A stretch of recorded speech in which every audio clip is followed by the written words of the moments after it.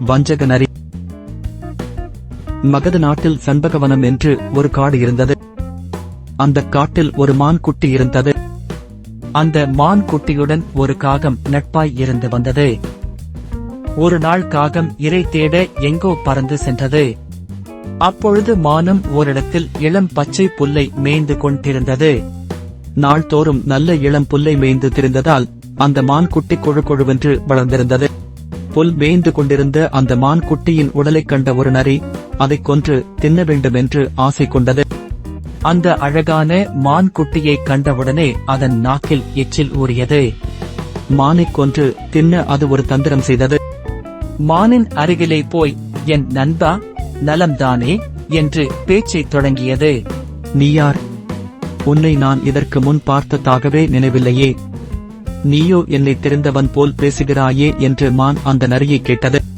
மானே, நானும் இந்த காட்டில்தான் வாழ்கிறேன். ஆனால் நான் ஒரு பாவி. எனக்கு உறவினர் யாரும் கிடையாது. தன்னந்தனியாக ஒரு துணையும் இல்லாமல் வீண் வாழ்வே வாழ்ந்து கொண்டிருக்கிறேன். இன்று உன்னை கண்ட பிறகுதான் என் மனத்தில் மகிழ்ச்சி தோன்றியது. உனக்கு வேண்டிய உதவிகளை செய்து கொண்டு உன்னிடமே இருந்துவிட முடிவு செய்துவிட்டேன். என்னிடம் நீ இரக்கம் காட்டி அன்பாக நடந்து கொள்ள வேண்டுகிறேன் என்று நரி பதிலளித்தது. நரியின் தந்திரமான பேச்சைக் கேட்டு அந்த களங்கமில்லாத சின்ன மான்குட்டி மயங்கிவிட்டது. அது கூறியதெல்லாம் உண்மை என்று எண்ணி அதை தன் நண்பனாக ஏற்றுக்கொண்டு விட்டது. இரண்டும் ஒன்றாகச் சேர்ந்து சண்பக மரத்தினடியில் போயிருந்தன. சிறிது நேரம் கழித்து அங்கு வந்து சேர்ந்த காகம் மான்குட்டியை பார்த்து, மானே, உன்னுடன் புதிதாக வந்து தங்கியிருப்பவன் யார் என்று கேட்டது. காக்கையண்ணா, இந்த நரி என்னோடு நட்பா இருக்க வந்திருக்கிறது. மிகவும் அன்பாக பேசுகிறது என்று மான்குட்டி கூறியது. மானே, புதிதாக வந்தவர்களை உடனே நம்பிவிடக் கூடாது. ஒருவனுடைய குலமும் முன் நடத்தைகளும் தெரியாமல் அவனுக்கு நாம் இடம் கொடுக்க கூடாது. அப்படி இடம் கொடுத்தால் பூனைக்கு இடம் கொடுத்து மடிந்த கழுகை போல துன்பமடைய நேரிடும் என்று காகம் கூறியது. அதை கேட்ட நரி காகத்தை பார்த்து, ஏ காகமே, நீ இந்த மானோடு நட்பு செய்யும் முன்பு உன்னுடைய குணம் என்னவென்று ஆராய்ந்தா இது நட்பு கொண்டது? நீங்கள் இருவரும் இப்போது உண்மையான நண்பர்களாய் இல்லையா? அதுபோல ஏன் என்னையும் கருதக்கூடாது என்று மிகவும் தந்திரமாக கேட்டது. இதைக் கேட்ட மான்குட்டி, நரி சொல்வது சரிதான் என்று மனத்தில் தீர்மானித்துக் கொண்டது. அது காக்கையை பார்த்து, காக்கை எண்ணா, ஒருவனை நாம் புதிதாக பார்க்கும்போது அவனிடம் நம்பிக்கையுண்டானால் போதாதா? அவனைப் பற்றி யாரிடம் போய் நாம் விசாரிக்க முடியும்? அது ஆகிற காரியமா? இது நம்மோடு இருக்கட்டும் என்று நரிக்காக பரிந்து பேசியது. கடைசியில் காக்கையும் அரைக்குறையான மனத்தோடு சரியென்று ஒப்புக்கொண்டது. அதன் பின் அவை மூன்றும் ஒன்றாக வாழ்ந்து வந்தன. ஒருநாள் நரி மான் குட்டியை பார்த்து, ஓரிடத்தில் அருமையான பயிர் பச்சை பசேல் என்று வளர்ந்திருக்கிறது.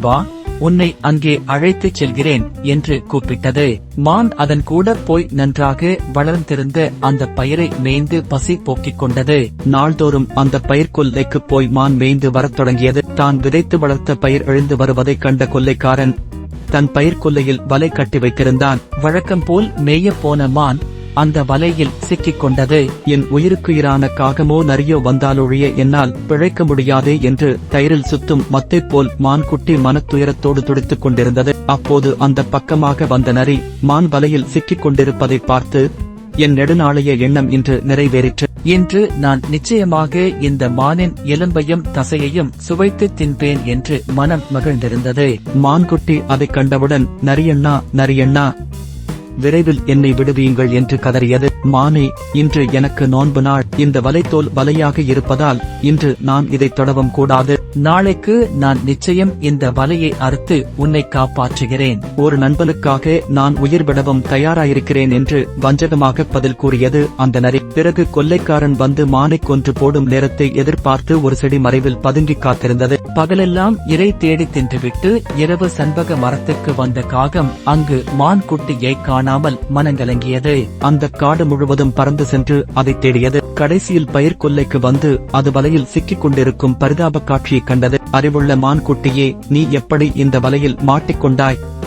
என்று காகம் கேட்டது. காக்கையண்ணா, எல்லாம் நீங்கள் சொன்ன பேச்சை கேளாததால் வந்த பிழைதான் என்று துயரத்தோடு கூறியது மான். நண்பர் நரியார் இங்கே காணோம் என்று காகம் கேட்டது. என் இறைச்சியை தின்பதற்காக இங்கே பக்கத்தில் செடிகளுக்கு பின்னால் ஒளிந்து கொண்டிருக்கிறது என்று மான்குட்டி கூறியது. அப்போது வலை போட்ட கொல்லைக்காரன் வந்து கொண்டிருந்தான். காகம் உடனே மானை பார்த்து, இதோ கொள்ளைக்காரன் வருகிறான், நான் சொல்லுகிறபடி கேள், செத்துப் போனது போல் படுத்துக்கொள் என்றது. உடனே மான் குட்டி அவ்வாறே செத்த பிணம் போல் கிடந்தது. பயிர் கொள்ளைக்காரன் வந்து பார்த்துவிட்டு இந்த மான் செத்து போய்விட்டது என்று நினைத்துக் கொண்டு வலையை சுருட்டி கட்டினான். அவன் வலையை சுருட்டி கட்டிக் கொண்டிருக்கும் போது, இப்போதே ஓடிவிடு என்று கத்தியது காகம்.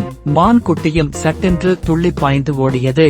என்னையே இந்த சின்ன மான்குட்டி ஏமாற்றிவிட்டு ஓடுகிறதே என்று கோபம் கொண்ட கொள்ளைக்காரன் கையில் இருந்த குறுந்தடியை மான் குட்டி ஓடிய திசையில் வீசினான். மான் அதற்குள் சிட்டாய் பறந்துவிட்டது. அவன் வீசிய தடியோ செடி மறைவில் பதுங்கியிருந்த நரியின் மேல் விழுந்து அதை சாகடித்து விட்டது. ஒருவன் செய்கின்ற நன்மையும் தீமையும் அதிகமானால் அதன் பலன் உடனடியாக அவனுக்கு கிடைத்துவிடும் என்ற உண்மை இக்கதையினால் நன்கு விளங்குகிறது.